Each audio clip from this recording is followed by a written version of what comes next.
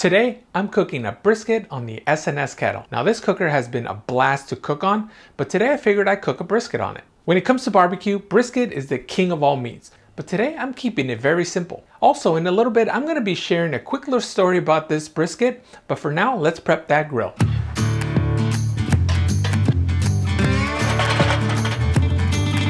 First, I'll light up a few charcoals, fill up our water reservoir, and lay down some foil paper to make cleanup easier. Once lit, let's add 3 chunks of wood.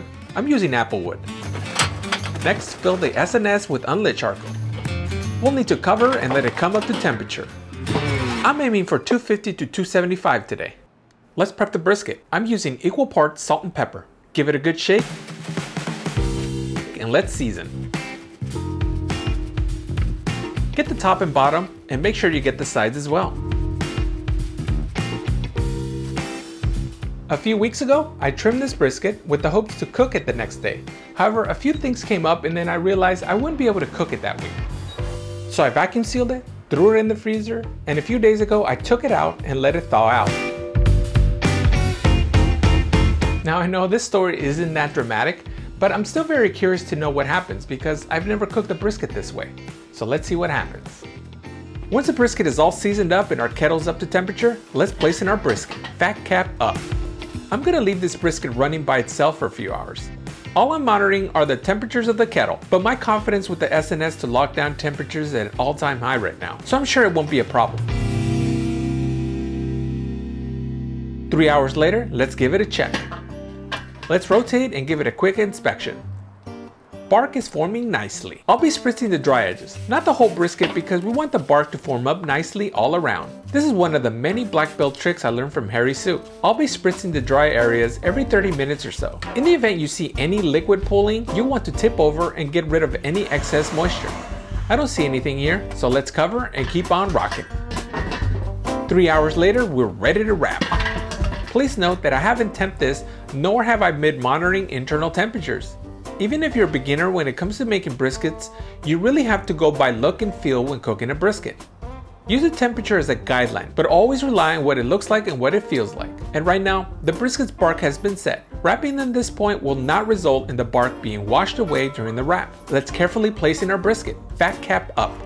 I'll be using 2 sheets of butcher paper for this wrap. Fold in the edges, tumble over once. Before tumbling over a second time, let's fold in the excess paper. Now once you tumble it over a second time, the fat cap will be facing up again. Let's place our brisket back on the grill. This time, let's use a temperature probe. I love that the SNS Kettle has a probe hole. This way the wire could go through. Let's cover up and keep on cooking. For reference, the brisket is currently temping at 171 degrees. The SNS Kettle is still holding steady at 250 degrees.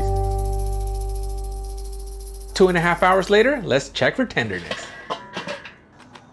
The probe is sliding in like butter through the flat and the point. We're ready to take the brisket out, but we'll also want to rest the brisket for a minimum of 2 hours. Let's check our charcoal consumption. Now this is what's left after 8.5 hours. I probably could have gone for another hour or so. After 2-hour rest, let's slice our brisket.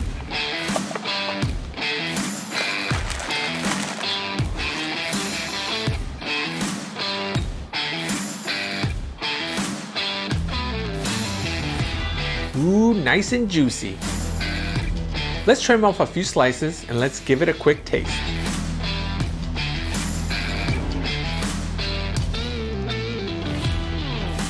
A little flat here.